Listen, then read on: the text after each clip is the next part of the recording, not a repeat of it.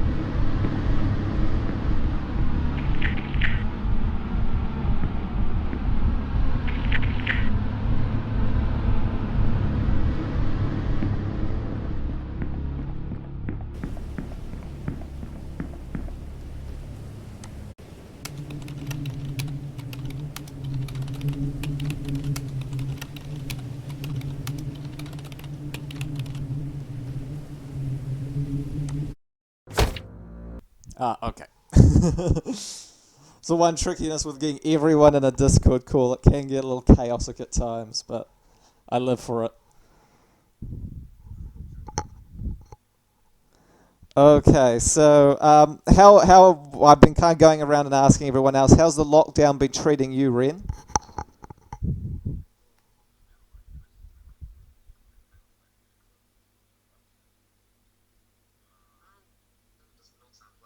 Uh, yeah, well, again, we've got to sit tight, I guess, and see how this all turns out. I was very lucky. I usually get my orders from TCG Collector NZ because that is kind of like the most locally based Yu-Gi-Oh distributor that does like singles and things and ships them out.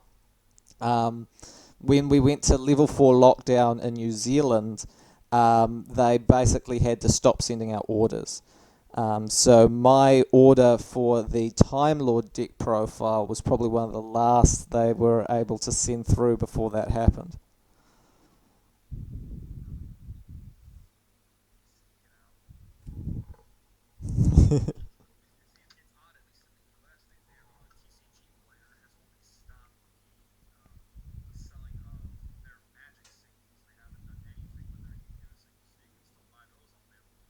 Which is very odd to me. I mean, Magic's are Yu-Gi-Oh cards less warranted for contagion alerts than Yu-Gi-Oh cards.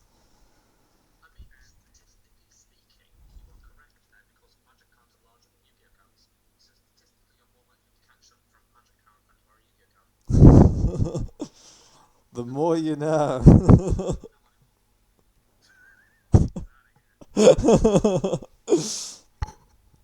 Yeah, for those who can't say, UK briefly dropped. Yeah, well, it's a really fun deck.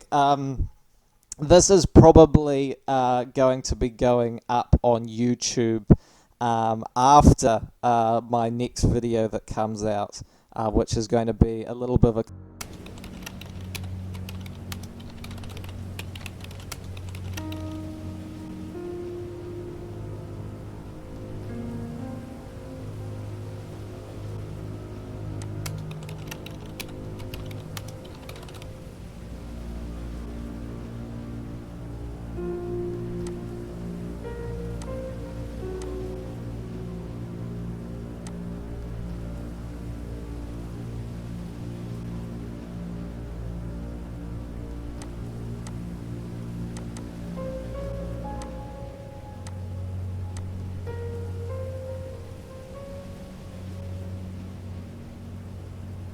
all about saving the world, like you see in the anime.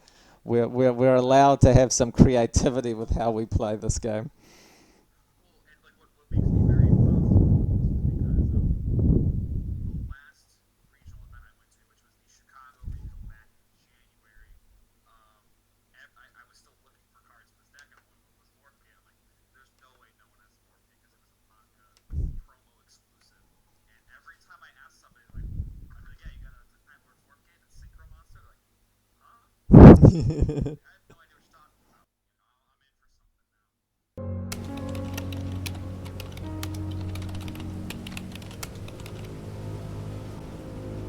Manga, and they had Vorpgate in their trade binder, and I was like, I gotta have this card.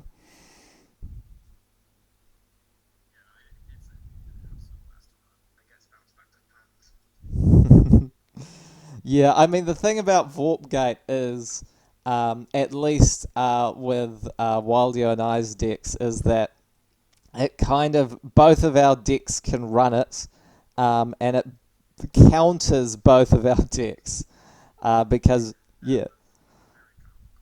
Because basically, malefic monsters, they have to be special summoned by their summoning conditions. And because of the way that Vorpgate's effect is worded, they can't be special summoned back in the end phase when Vorpgate would bring back all the monsters because it counts as special summoning. I think that's correct for how that works. Yeah, and with Time Lords, all of their effects happen at the end of the battle phase, except for Vorpgates, which happens at the end of battle.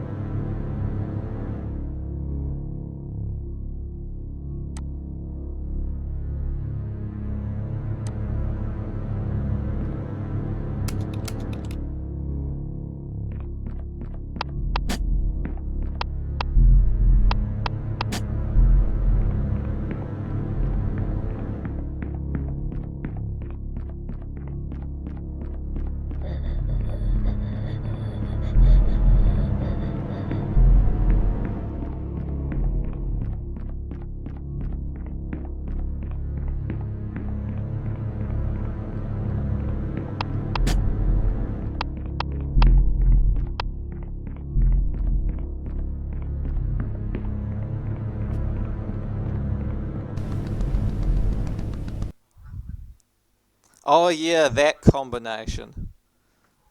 Did we talk about that on the last casual cast? I think that definitely came up. The future of Salamangreat.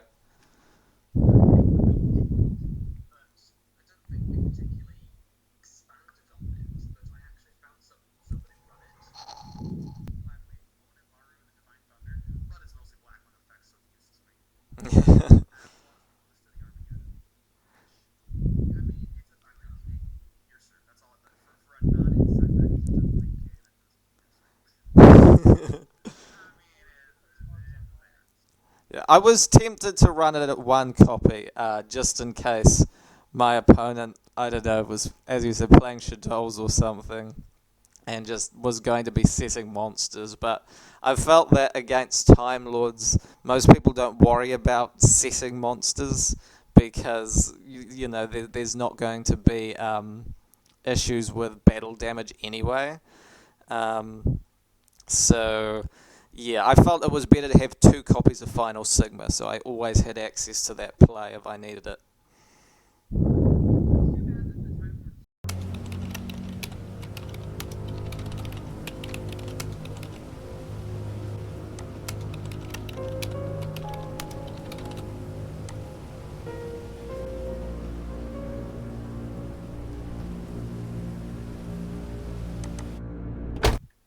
Yeah, because they could have just had some sort of alternative summoning condition for it. And I think I'd seen some theorized versions of the card where that was going to be the case. But again, if you can splash another engine in that gets out level 8s, like I put Frames in my Timelord build and I put in Shadows, so both of those engines can pump out level 8s, and then you can just use a level 2 tuner to go into your Vorpgate play.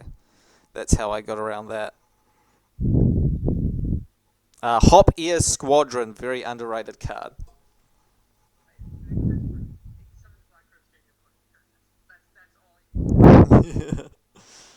The tricky thing with doing that play, though, is that Black Rose has a conditional effect. Wren might be able to speak to this better. I think its wording is something like when this card is summoned or something like that. So it might not go off depending on where it is in the chain.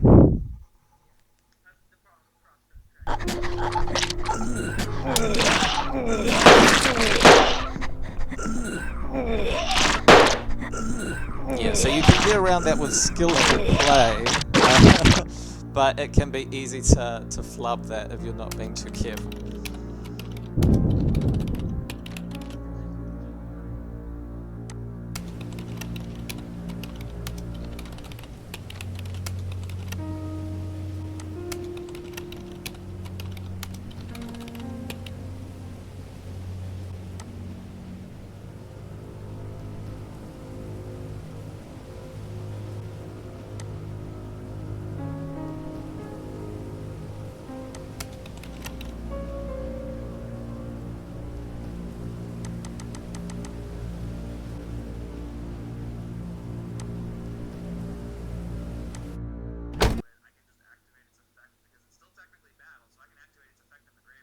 Yes. Yeah. Vorpgate is such a wacky card, and I kind of love that.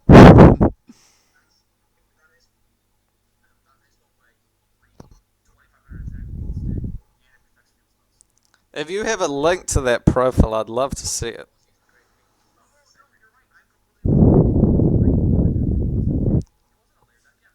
I see why it'd be used in Gravekeepers, because they already need to protect their field spell so much.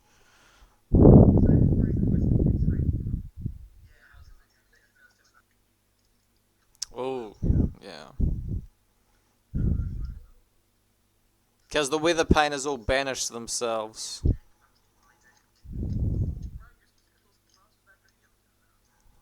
Oh, very cool. Yeah, it's rough when your opponent has like such a strong out to your entire your entire strategy. Nice. Something I was thinking of running in Merfae's was Lair of Darkness, actually, because you can make Mannequin Cat with the Merfae's, which is also level 2 Exceed Beast. And basically it has this really bizarre effect where you can special summon an opponent's monster, and then depending on the attribute of that monster, special something from the deck, like basically any card from the deck. And so you can do all sorts of stuff there. Yeah, well, you could bring out Cyberstein, you could bring out a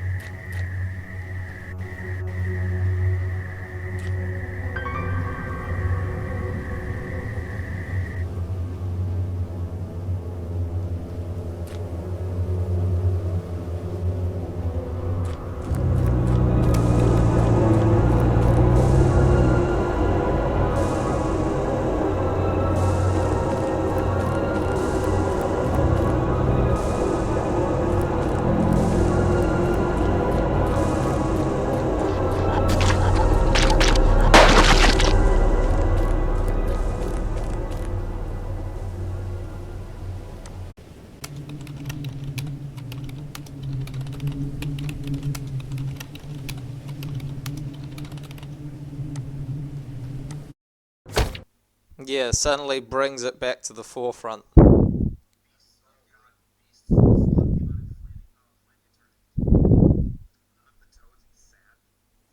Yeah, well, I've seen a few edits floating around.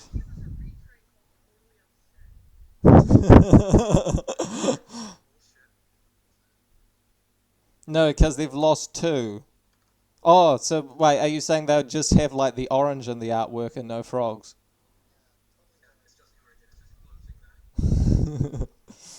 The real power behind the throne.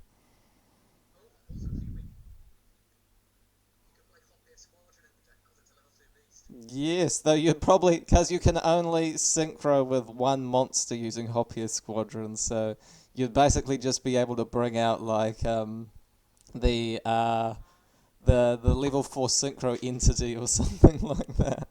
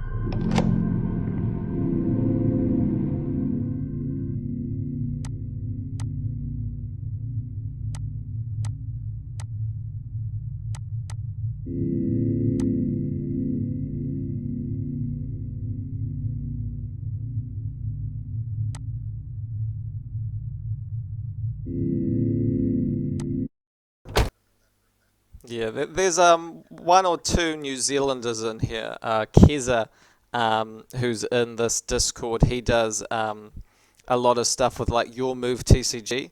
That has quite a good New Zealand-based Yu-Gi-Oh and YouTube presence, which is really nice to see. But there isn't much of an NZ Yugituber scene. We don't have any major big names as of yet. Oh, you guys, I have an interesting perspective on that kind of thing. I don't think I'd want to be a big Yugi tuber in the vein of what we have right now. Like, I feel like there is this divide between the biggest Yugi tubers who do this as a living and the smaller Yugitubers who do this mainly as like a creative passion, and that's all we're really getting out of it. Um, yeah, I mean, I would say you're a Yugi tuber in the sense that you're a Yugi streamer. You know, like,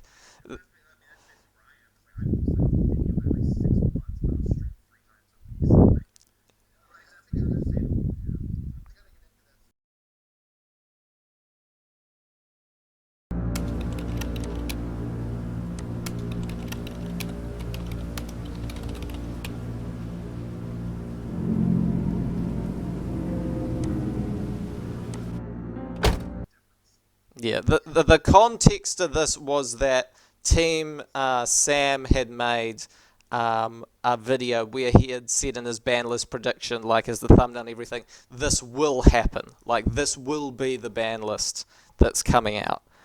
And he was wrong, of course. He put that up like a day before the actual ban list dropped, as it happened. Um, it's okay, man. It's okay. It's not Canada's fault. But I feel like, a lot of us look up to full-time YouTubers as role models. They're the ones who have hit the big time. And, yeah, they are a lot of our inspirations. And a lot of them are taking the stance that, to do whatever's most pragmatic and to do whatever will get their channel the most hits. And I don't know how I feel about that, because I think to an extent, the clickbait thing, it leaves a sour taste in a lot of people's mouths who are finding the Yugituber community for the first time.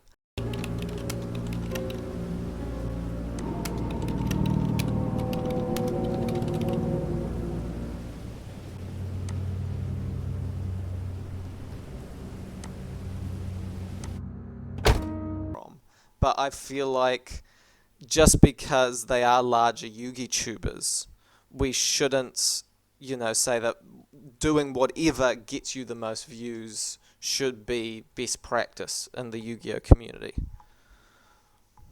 I don't know, what do you guys think?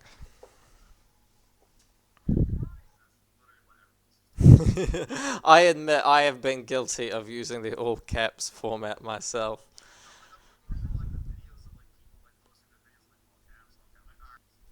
Yeah, we try and keep it positive if we can.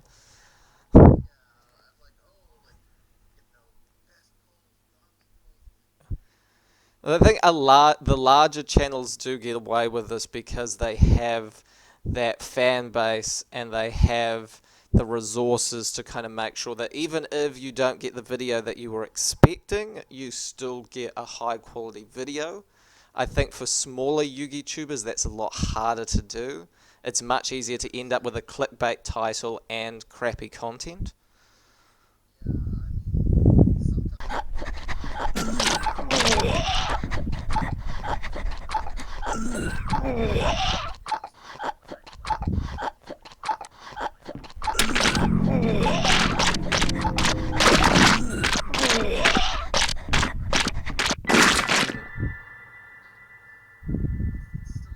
Welcome from the deck to the YouTube.